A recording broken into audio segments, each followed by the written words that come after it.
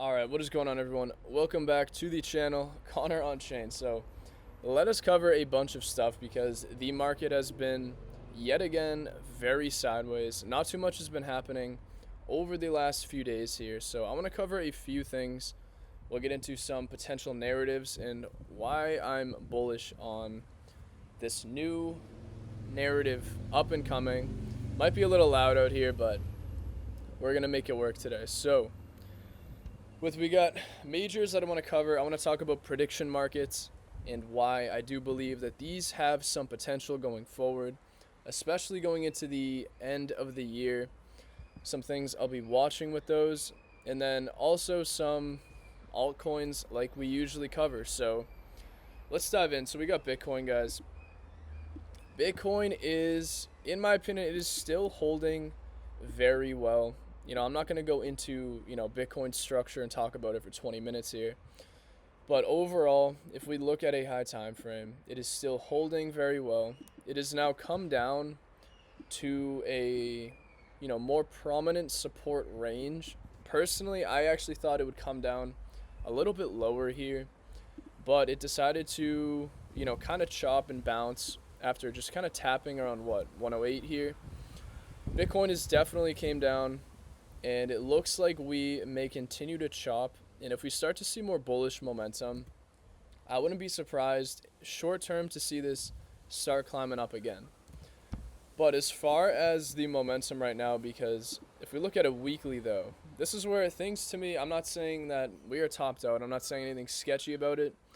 But I feel like structure-wise, this is starting to be a lot more questionable than it has over the last couple months, even last couple weeks. And why I say that, though, is because on the weekly I just showed, it looks almost like a double top, and I'm personally, when structure underneath, a double top still looks very, very good. To me, that is not enough confirmation to just say, oh, okay, like price is over, we're now going to zero. Like, where it's not going to happen, I don't think, just straight up, just going down very quick like that. But I think a lot of the market dumping over the last few days specifically has been some pricing in of the idea that September is always the worst month for stocks, for crypto, for whatever assets, right? So a lot of that was, I feel like, getting priced in. And again, aside from underlying structure, we are still technically very bullish on a high time frame. It's still making higher highs and higher lows. But with this being said, all I'm focusing on right now with Bitcoin, at least, is to see bullish momentum from the lows continue to show strength into a push higher. And I mean like some really good buy volume. But I mean, looking at it, I think I don't know. I want to say that it is lower probability at this time currently in the short term to just see Bitcoin go straight back up like this. I don't think it would do that unless some crazy news came out or some other factors like that, because to me this was a pretty heavy, downward swing over the last weeks, a couple weeks here. So we could see even more chop. Maybe Bitcoin does push up, decides to chop for a bit. I would not be surprised with that.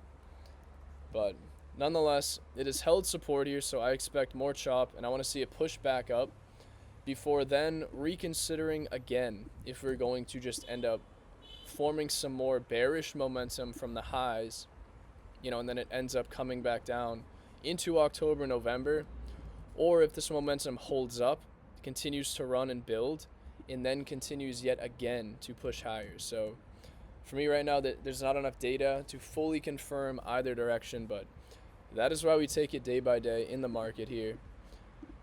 Ethereum, though, on the other hand, aside from Bitcoin being bullish or bearish, Ethereum still looks fairly strong. It seems like we've been getting a lot of rejection, though, at these levels up here, which, that's not the best thing to see. But on the flip side, too, with ETH, it is still holding an upward trend. Like here, yes, it looks like the momentum's kind of, dropping. But for me to really say, like, okay, this really was a full-out rejection, we'd probably have to see this level here around 43, 43.50 really break with some bearish momentum. But even so, if it does dump there, I think the lowest it will go is probably around 4K.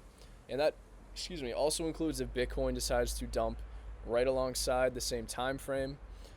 But aside from that, short term, if ETH is going to be bearish, if it dumps through here, I easily can see around 4K again being touched on the worst case scenario. Best case for ETH though is over the next 1 to 2 weeks, we see this momentum continue to push. We get another attempt going right back into this resistance again, and this time we fully just break out. I think it is almost at a point where, not even for altcoins, but ETH specifically, it's really at a make or break moment. And this is mainly all I've been focusing on over the last maybe couple weeks here. Because base coins, they've continued to be, pumping, moving on and off. But a lot of the market, guys, right now is 100% a waiting game for what ETH is going to do. And from a very high time frame, it has just been on a full out monumental run from the lows, from what, 15 to 1600 to about 5K basically, almost. And the strength is still there, which is why I'm not panicking, not really worried yet.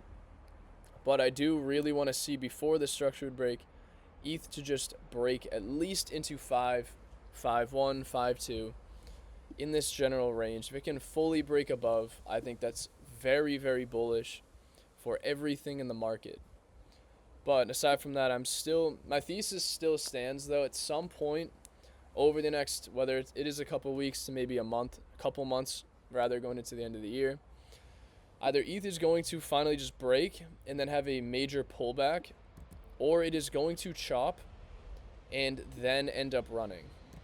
It's going to pull one or the other, I know for a fact, even though that's not financial advice. I'm not a financial advisor. This is just my personal opinion, and it's been my thesis for a long time in the market, and that's what I'm watching and waiting for. So bottom line, it's not just going to go straight up to 7, 8, 10, 30K, like these insane targets people have. It will either pump very hard and break through and then have a pullback, or it's going to chop a bit more, aka have a pullback and then fully break. Bottom line, that's all I'm watching for, is the structure to hold here and have that break, at least in the very short term. Solana though has been looking very good. I drew another line here for it. I think structure continues to look incredibly bullish. I don't really have too much to say about Sol. I think mainly if this is going to push, probably continue around 230, 240, maybe even go all the way into resistance if that times with ETH breaking 5K, 5.1, 5.2, and Bitcoin maybe even making another leg. But mainly just watching ETH and Sol. Sol, I think, looks primed. Very clean chart. At least momentum is stupid bullish here. So we still got Bitcoin dominance as well. Let me clear all this stuff out too. So I put like a whole thesis together on the Bitcoin dominance, because we saw Ben, into the cryptoverse, Ben ended up putting like a line here. I was talking about it in Discord for a little bit, but because I've had the same exact dominance chart for probably over a year and a half now, just sitting here, Ben had a line going from this particular area as if it was hitting a resistance, which personally, because I've had a different structure, I don't fully know if we're going to just reject at current levels and push way higher. It could, because it can coincide with, maybe September, things do pull back a little bit. It's never out of the question. But for me, I have a feeling dominance still, even with a pullback, regardless, is going at a minimum to about 54%. That's like my first general range that I'm watching for it before we actually get any sort of huge correction or, bounce within this. So short term, yes, we could chop, but I have a feeling we'll come down. I just think this is one of the more clear support ranges within the trend. On a weekly here, we can kind of look, and to me, personally, I don't know if we're going to bounce here, because on a weekly, just over the last 2 or 3 weeks, we finally had a very, very clear break of a multi-year structure.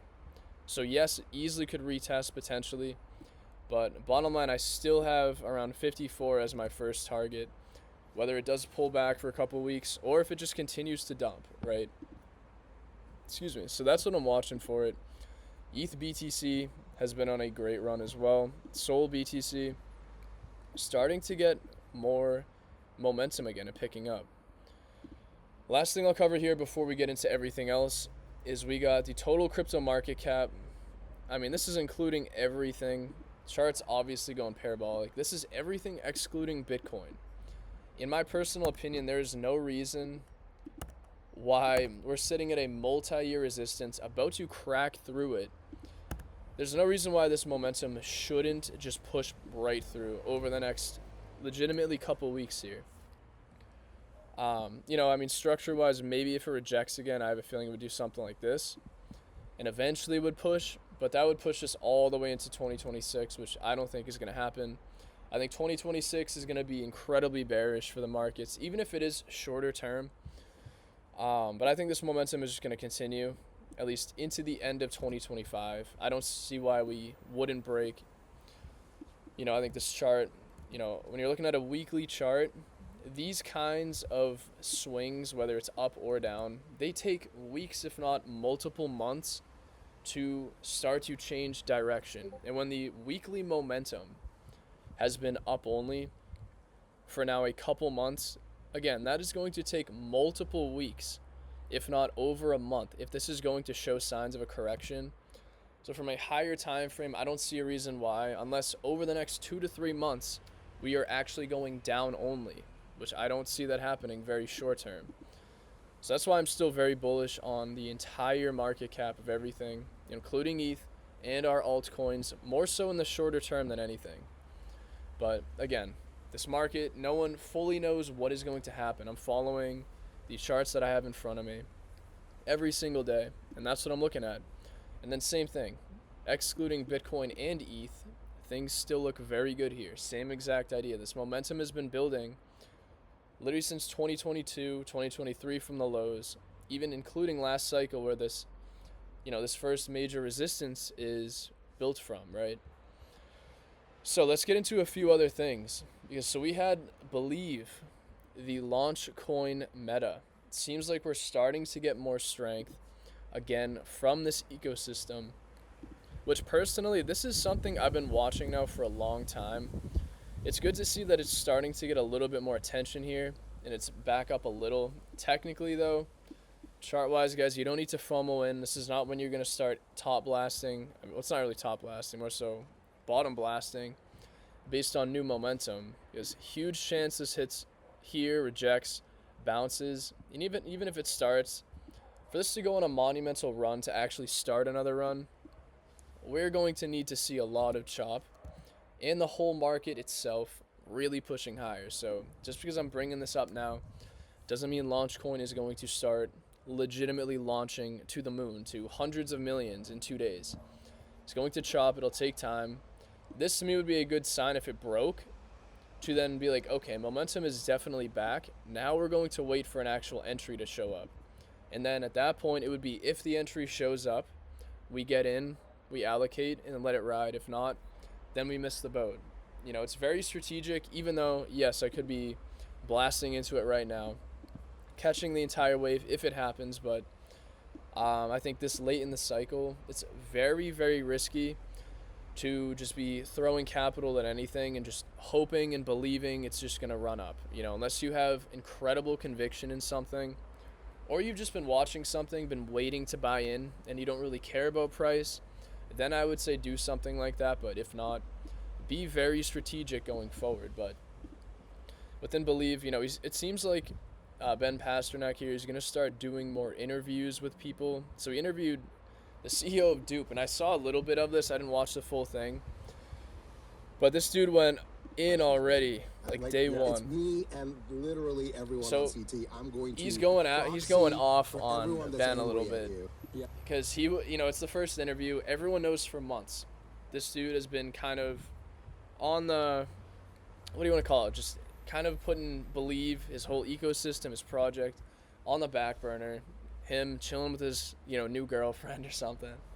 But it's been good to see that, he's getting that shit that he needs, and it looks like he's getting his shit together. So he definitely had a very good interview here talking about it from what I saw so far. And we got just a little hopium BlackRock is buying. I see these tweets all the time. The other day it was BlackRock is selling. They're selling everything. Everyone's dumping. BlackRock is buying, but they continue to buy on and off. So I want to talk about prediction markets though, because I have a more in-depth video, like very much so in-depth video coming on prediction markets soon, but I want to touch on a little bit of why I think it is pretty bullish. So we got prediction markets here starting to get more traction. And so prediction markets though, the reason why I'm very bullish is because we actually saw football.fun, which was like a prediction type market, if you want to call it that, start to get traction where people who are into sports, they're doing a lot of basically investing and predicting on certain sports players and getting in early, jumping into stuff. It's tokenizing, a way for people that aren't just in crypto alone, people that are into sports. It seems like a very interesting way to target an outside audience, outside of Web3, outside of crypto. And I think that's why I see a lot of potential in it, because prediction markets seem like an actual viable way to draw a major crowd of people into the market in crypto without them even knowing. And in turn, especially if they're learning that if they're doing something on chain, they're using Polymarket, they're betting on different things like that. Then if they realize that there's actually tokens to do that, some people might get familiar. They might start using these platforms and realizing like, oh shit, actually crypto is really cool. I can bet on anything in any sort of niche, whatever it is, whether it's sports, whether it's gambling, whether it's random opinions. Like, there's so many different things to cover. And again, in this video coming out soon, I will cover it a lot more in depth. But okay, that's crazy. But I thought this was funny too. So we had Donald Trump Jr.'s VC firm invests in Polymarket. So this was like a day or two. I brought it up in Discord. A couple things about this narrative when I first started looking into it, like less than a week ago. 2 days later, Donald Trump Jr.'s VC firm is investing in Polymarket. So it's pretty interesting. So I'll just read this here. But the world's largest predictions market has received an investment from Donald Trump Jr., blah, blah, blah. Why it matters. This new form of betting faces little legal risk under Trump 2.0, even as a pro sports leagues like the NFL raise alarms. 1789 Capital, which Trump Jr. joined last year as a partner, invested double-digit millions into Polymarket. And then I guess he's also joining Polymarket's advisory board. So it's kind of interesting. This was funny too. So there are a bunch of different platforms, and that's what I'm going to bring up. I'll bring up a couple, and in this next video again, I will be bringing a ton of things up within the prediction market meta or narrative, because right now it's still very early, and a lot of people aren't fully grasping or wrapping their brains around it yet, which I totally get. But we had Naib, 25% chance El Salvador's Bitcoin reserve is worth $1 billion before December. So this is kind of funny. He's talking about Kalshi here, which Kalshi is another major platform. It's mainly Polymarket and Kalshi right now that have been some of the top ones for a while. And this is where too I want to bring something up, because a lot of people in crypto, they don't think this is true, but this has nothing to do with this person here. A lot of people think that you cannot find alpha or information on Twitter, guys. And I'm here to tell you, if you are in crypto, you do not need to be in different telegrams, all these different things, just to find a good investment. There is so much alpha and new information on Twitter. If you don't know how to look for it, highly recommend you start, you get a Twitter account. If you're within crypto and you don't use Twitter, that's like legitimately to me, that's like playing this game blind. Having a Twitter is the most useful thing you can do being in crypto. But there are a lot of people that say you can't find alpha on Twitter. And that's where I don't understand that, because there are new people, old people, people that have been in the market for years, talking about different coins, different metas, different chains, narratives, different opportunities all the time. And all it is if you just start digging into random stuff, you will end up finding different people, finding different accounts, whether they're sub 200 follower accounts, or you just find someone like Nick here. So I'm bringing Nick up here, free promo Nick, because he's got some really good thoughts. But I found him the other day, and he was very bullish on prediction markets, and that's where I was like, okay, prediction markets, like, I've heard of them, never thought too much of them, but it's like one single account has influenced me personally to be like, okay, wow, maybe there is actually some potential, and that's when I start digging into stuff myself. All the information you need in crypto is on Twitter. You just have to be looking for things that are not in front of your face. That's what I wanted to bring up with that. But this is Nick, as he talks a lot about prediction markets. It's almost like his, it's like his little niche right now. There are a lot of people on crypto Twitter that'll blow up, they'll get big because they were early to a specific meta. They were talking about it for weeks, if not months, before the entire meta actually blew up. And this to me is like a perfect example. So Nick has a lot of good thoughts about it. And I was going to show you guys a tweet, but he had a tweet talking about a bunch of different prediction markets, and that's where I want to bring up a bunch of them in the next video. But things like that, guys, this is some alpha. Follow Nick. And then this too, so this is what I want to talk about with it. There's not too much that I'm bringing up today specifically. There are a couple altcoins within the meta right now, but at the same point, I'm going to be watching for very specific things. And again, that will be brought up in the next video. But I just wanted to bring this up too, because this was interesting.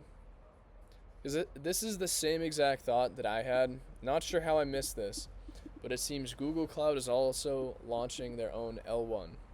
Seems like every company is trying to do something in crypto within blockchain, whether create their own rails, their own blockchain, building some sort of platform, whatever it is, right? But apparently Google Cloud is dropping their universal ledger, So that's going to be interesting. I personally have not dug into this yet. I will start looking into it very soon, but it's like we got all these platforms fully focused in crypto. Charts look primed to break out. We got Tom Lee bull posting ETH to 60,000 or $100,000+ ETH. Like, insane times right now. And the fact that like the sentiment for alts is so down bad still is incredible.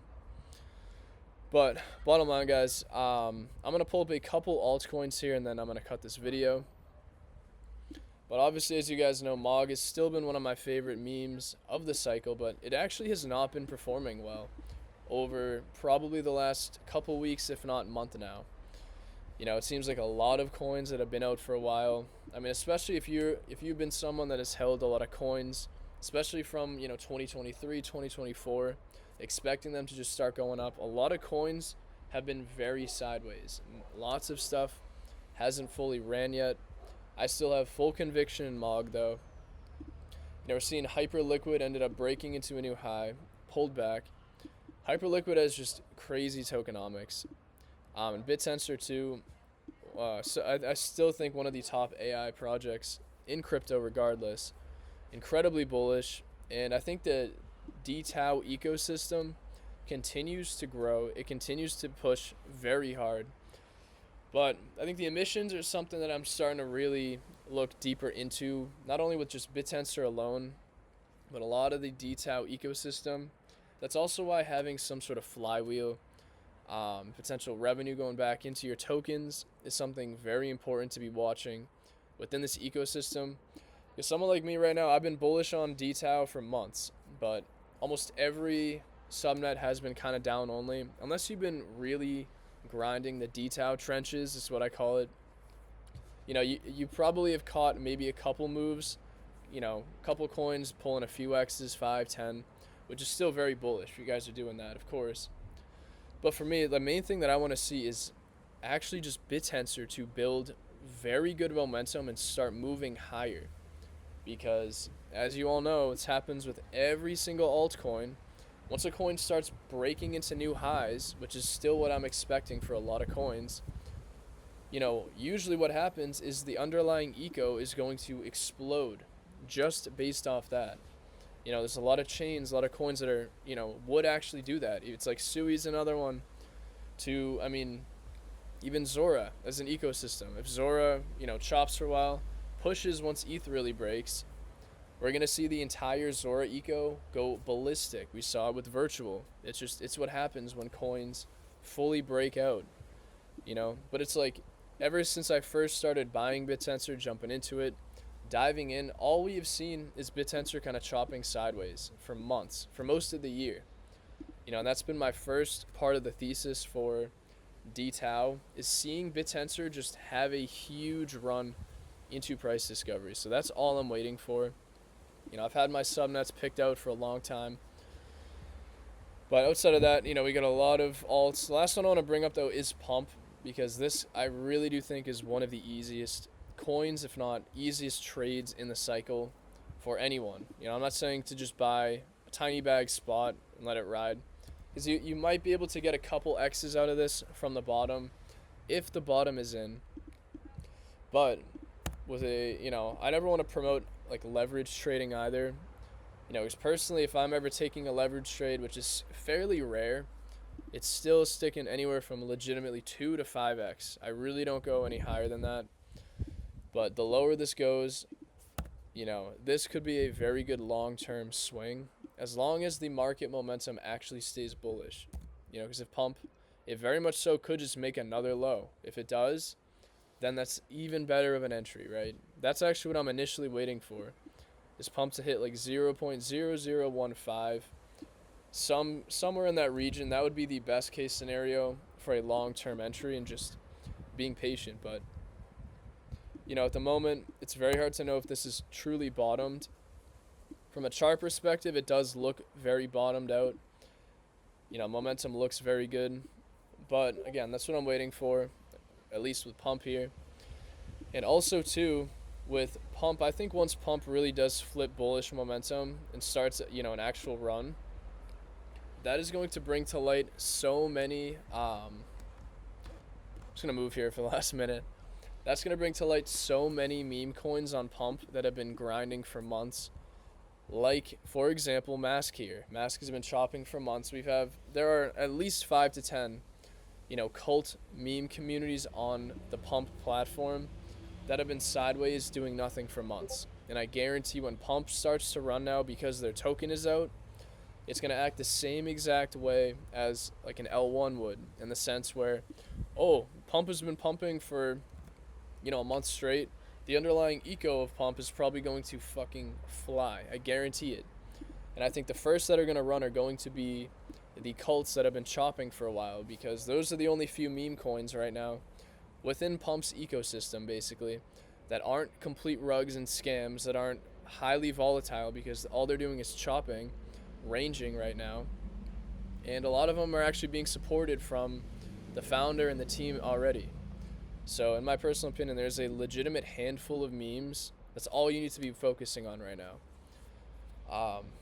But that's gonna come down to the Pump trade fully playing out, of course, right? But outside of that, that is what I have been watching in the market. There have been a lot of base plays on and off, a lot of different, new launches and stuff that I watch continuously. But, I've really been focusing strictly on high time frame theses, rather. Just sticking very strong to looking for coins that have incredible potential, like a Launchcoin, where this could spark an entire meta to just go crazy, right? That's why I have Launchcoin on my watch list. That's why I've had it for a while, because this is one of the only coins right now in the moment that is very low, that has the potential to have a market-wide narrative just start right around it right now. That's it. There's almost nothing else in the market that can do that. And what would do this, though, is the potential flywheel coming. So we'll see what happens. But like I said, you don't need to FOMO into Launchcoin. But if you got in, very good. But this is probably going to bounce and chop. So that's what I wanted to cover, guys. Still watching basically the same coins. There really has not been any new crazy, unbelievable altcoins that have come out, at least in the last couple of weeks that I've found. So outside of that, I appreciate it, guys, and I will see you in the next video. Thanks.